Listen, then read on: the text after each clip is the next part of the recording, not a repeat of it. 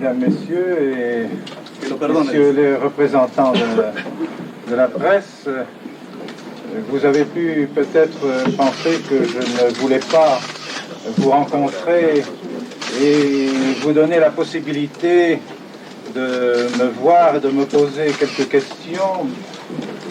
Il est certain que dans les voyages et dans les déplacements, il est difficile de pouvoir prendre contact avec les représentants de la presse. Et c'est pourquoi je ne refuse pas du tout ces rencontres pour donner des informations à la population.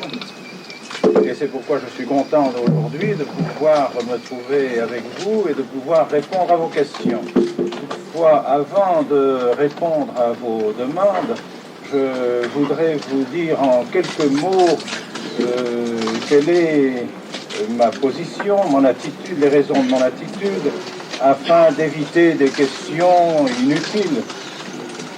Je vous dis immédiatement que je ne suis pas ici pour attaquer le cardinal de Buenos Aires, je ne suis pas ici pour attaquer les évêques de l'Assemblée épiscopale de l'Argentine. Je suis ici tout simplement appelé par des amis catholiques de la République argentine qui m'ont demandé de venir pour les encourager dans le maintien de la foi catholique, ni plus ni moins. Je ne viens pas pour une autre raison. Et si je puis les aider d'une manière ou d'une autre, en particulier en leur formant plus tard de bons prêtres, je crois que je leur rendrai un immense service.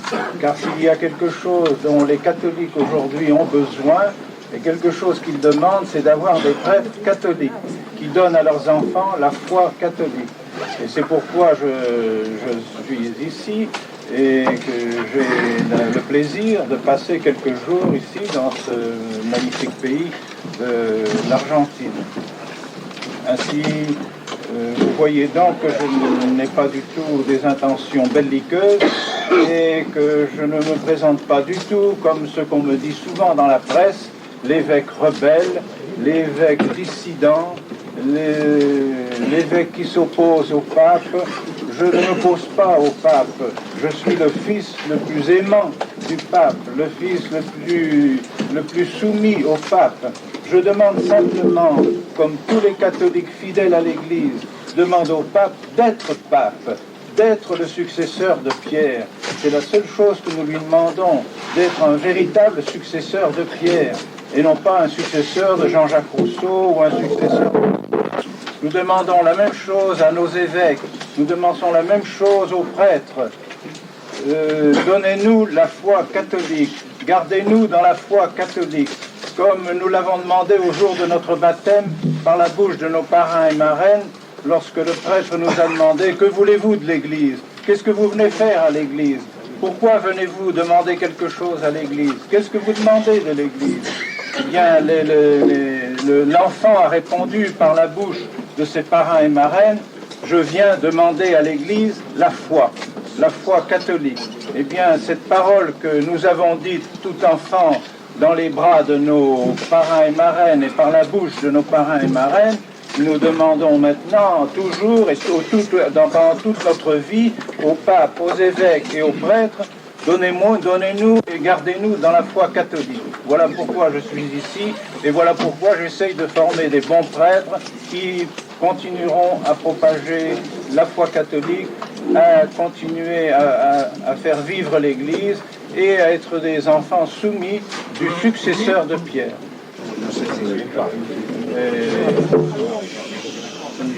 Je pense qu'il faut répondre à votre question d'une manière plus générale en joignant à ce que vous dites du cardinal Wyszynski, pour lequel j'ai un très grand respect et une très grande estime.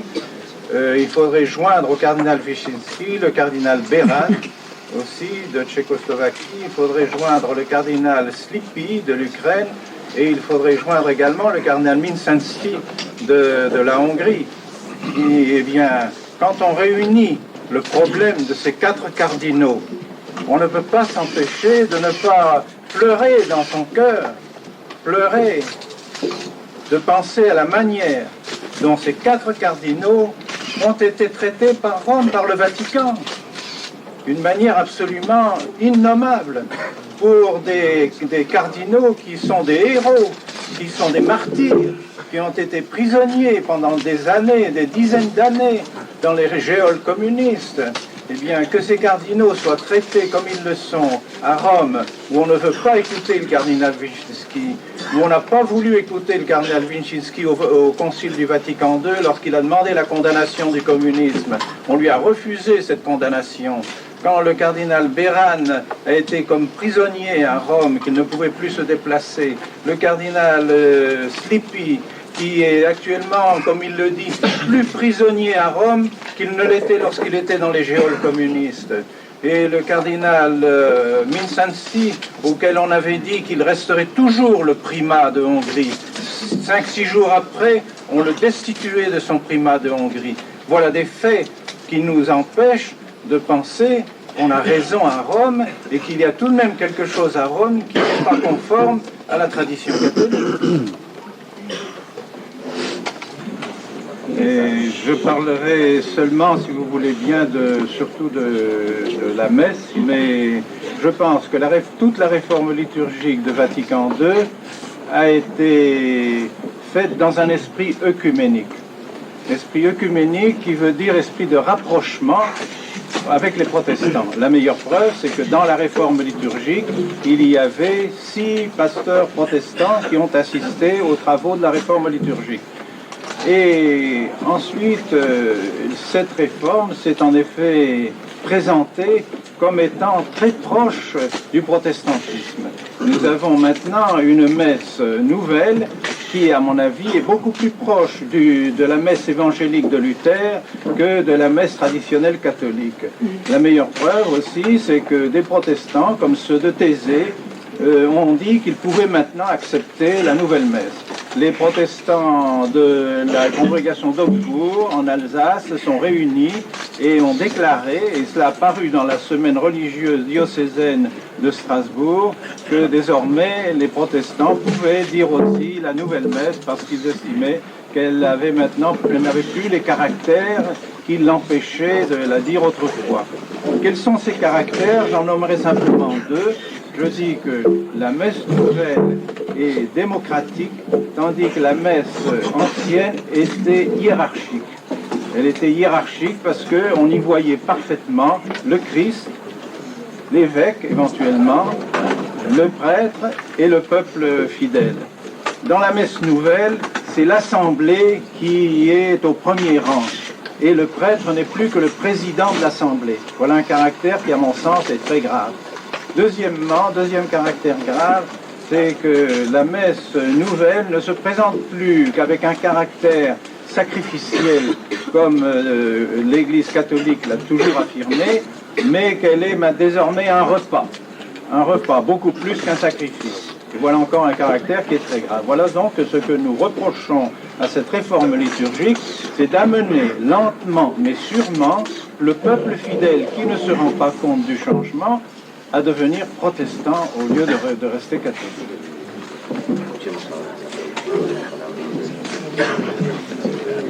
Bien, c'est en effet une question qu'on nous pose fréquemment. On nous dit, vous êtes seul, vous, devant tous les évêques et devant le pape, tout le concile, comment se fait-il que vous puissiez vous affirmer seul devant tout ce monde?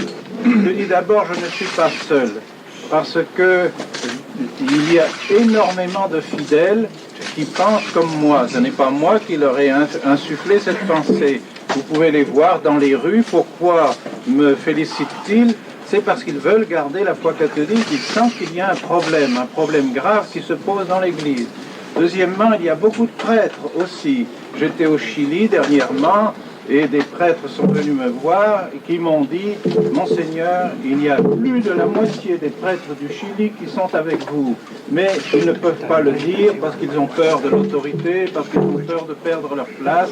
Alors ils ne l'affirment pas. Mais vous pouvez être certain que dans leur cœur, il y a plus de la moitié des prêtres du Chili qui sont avec vous. » De même, je pense qu'il y a beaucoup d'évêques même qui, dans leur cœur, pense aussi que cette crise de l'Église est mauvaise, qu'on ne peut pas continuer dans la crise dans laquelle on se trouve, mais également pris de peur, de crainte de la conférence épiscopale, crainte d'avoir des reproches de la part de Rome, qui se taisent. Eh bien, c'est un mystère, c'est une situation absolument invraisemblable, mais ma force ne tient pas dans mes opinions personnelles, ce n'est pas une opinion personnelle que je défends, je ne défends que la tradition catholique, mon petit catéchisme, c'est mon catéchisme qui me donne la force de parler, comme la force donne la force aussi de réagir aux chrétiens qui réagissent, aux catholiques qui réagissent, parce que c'est la foi de toujours. Ce qu'ont affirmé les papes pendant 20 siècles, on ne peut pas le changer, c'est quelque chose de définitif. Nous ne sommes pas pour l'évolution du dogme et l'évolution de la foi. Voilà la raison pour laquelle nous sommes fermes et la raison pour laquelle, même s'il fallait nous opposer à tous les évêques du monde, eh bien nous le ferions pour garder la foi. Por parte de Roma. Eh bien, la réaction est de ne pas en tenir compte, parce que, pour deux raisons. D'une part, parce que ces peines canoniques ne sont pas fondées, comme le demande le droit canon. Le droit canon dit que lorsque l'on est frappé par une peine canonique, il doit y avoir un délit qui comporte un péché grave. Or, je n'ai pas conscience de faire un péché grave en maintenant la foi catholique et en faisant un séminaire comme j'en ai toujours fait et comme l'Église en a toujours fait. Par conséquent, il n'y a pas de fondement canonique à cette peine. Deuxièmement, le deuxième motif est que le droit canon prévoit qu'il faut donner démonition pour frapper quelqu'un d'une peine et le juger par un tribunal. Or, je n'ai jamais été jugé, je n'ai jamais eu de tribunal, jamais on ne m'a fait de procès. On a envoyé des visiteurs, on m'a appelé à Rome pour parler, mais les cardinaux qui m'ont invité ont dit eux-mêmes qu'il ne s'agissait pas d'un tribunal, donc je n'ai jamais subi de procès et j'ai été frappé de peine, fermeture du séminaire, fermeture de suppression de ma paternité, suspens à divinis, absolument d'une manière purement arbitraire. Alors devant cet arbitraire, j'estime ne pas avoir à tenir compte des peines qui me sont données. Cuando dice pido al Papa de ser Papa, quand je vous écoutais, Monseigneur, demander au Pape d'être Pape, cuando también enjuiciaba el espíritu ecuménico del Concilio Vaticano II, quand vous parliez de l'esprit écuménique du Conseil Vatican II, en plus quand vous parliez des bons prêtres, cuando hablaba de los buenos sacerdotes que quiere ordenar, uno piensa que quizás se excluye a los otros sacerdotes, on pense que de quelque façon, vous excluez les autres prêtres, vous excluez le pape de ce que vous pensez que va être un pape. Et alors tout d'un coup, Monseigneur, avec tout le respect qui vous est dû, con todo el respeto que les es debido, yo le pregunto a Monseigneur Lefebvre, tomando l'épigraphe de su libro, en me servant de l'épigraphe de votre livre, si dans le silence de votre cœur, si en el silencio de su corazón, vous ne vous posez pas la question, usted no se plantea alguna vez, si el demonio, si le démon ne vous a pas choisi, au lieu de jeter la désobéissance dans le monde, en vez de sembrar la desobediencia en el mundo, de sembrar la soberbia en el mundo, de jeter l'orgueil dans le monde. Acá las risas de los seguidores de Monseigneur Lefebvre están de más, porque esta es una conferencia de prensa. Je ne refuse pas du tout votre question. Vous avez le droit de me poser toutes les questions que vous voulez. Je sais, Monseigneur, c'est pour ça que je le fais. Même, évidemment, j'espère que vous évitez les insultes quand même. Mais enfin... Avec tout le respect, je vous ai parlé, Monseigneur, aucun insulte n'a été fait. Non, mais c'est dur, la réponse n'est pas difficile. La réponse n'est pas difficile parce que, voyez-vous, il faut savoir ce que c'est que l'obéissance. Et je pense qu'il faut... qu'est-ce que l'obéissance? L'obéissance est une chose relative, ce n'est pas un absolu, pas plus que la liberté. La liberté n'est pas un absolu, la liberté est quelque chose de relatif. C'est relatif au bien, c'est relatif à la fonction que remplit l'autorité. L'autorité a une fonction à remplir et un but à accomplir. Dès lors que l'autorité emploie son autorité pour aller contre le but pour lequel l'autorité lui a été donnée, elle n'a plus droit à l'obéissance. Mais qui Et c'est cela tout simplement que je réponds. Je réponds que je suis avec le pape et complètement avec le pape lorsque le pape emploie son autorité pour accomplir le but pour lequel il a reçu son autorité, c'est-à-dire de nous garder la foi, de nous communiquer le dépôt de la foi. Voilà le but pour lequel le pape a reçu son autorité. Eh bien, quand le pape, au lieu de nous communiquer le dépôt de la foi, comme le demande saint Paul à Tite et à Timothée, et que le pape nous introduit, au contraire, vers des contacts avec les protestants et avec les autres religions, de telle sorte que nous perdions la foi, alors le pape, là, perd le droit à l'obéissance, parce qu'il ne nous conduit plus dans les chemins de la foi. Voilà, c'est simple, ce n'est pas compliqué. Et c'est la même chose pour un chef d'État, c'est la même chose pour un père de famille. Ce n'est pas compliqué de savoir, un père de famille a son rôle à jouer dans sa famille. Dès lors qu'il agit contre le bien de sa famille, il n'a plus droit à l'obéissance de ses enfants. C'est absolument évident. Señorita, es una pregunta por medio, dije que termine. No es polémica, esto es una Es pregunta. una pregunta y nada más, señorita. Ya la hizo, que le conteste a otro, si no... Qui juge de cela dans une famille, si un père demande à sa fille d'aller faire le trottoir pour lui ramasser de l'argent, eh bien, la fille peut très bien juger elle-même qu'elle ne peut pas faire ça. C'est pas difficile. Votre voyage Eh bien, ce sont mes amis, professeurs, amis de Suisse, amis de France, amis d'Allemagne. Et je ne suis pas du tout financé, comme on l'a dit dans certains journaux d'Europe, par les banques américaines ou par les banques suisses, par les banques allemandes. Je n'ai jamais reçu un sou d'une banque américaine, d'une banque suisse ou d'une banque allemande. Mais je reçois des dons des amis. De même qu'au Chili, par exemple, eh bien, après une réunion, les gens m'ont donné de quoi payer mon hôtel. Et c'est comme ça que je vis. Je vis par le soutien de tous nos amis traditionnels. Vers le retour de Jésus à la terre. Comme je l'ai déjà dit à certaines occasions de questions semblables, je ne suis pas un prophète et je ne sais pas ce qui viendra demain. Je voudrais bien que la situation revienne à celle qu'elle a toujours été dans l'Église, c'est-à-dire une situation où les pasteurs enseignent véritablement la foi catholique et où les fidèles ont toute confiance dans leur pasteur pour la recevoir. C'est ce que je souhaite. Est-ce que ça va revenir bientôt? Je pense qu'un événement considérable va se passer lors du prochain conclave. Je dois penser que dans l'histoire de l'Église, les conclaves ont toujours été un moment grave pour la nomination des papes.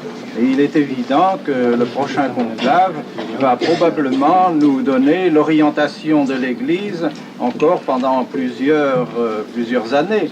C'est tout ce que je puis dire. Qui va être nommé au conclave, je n'en sais rien, ça, c'est le secret de Dieu. Mais je prie le bon Dieu de nous donner un pape qui sera un vrai successeur de Pierre, ayant vraiment le souci de maintenir la foi catholique partout et dans toutes les occasions. C'est tout ce que je demande au bon Dieu.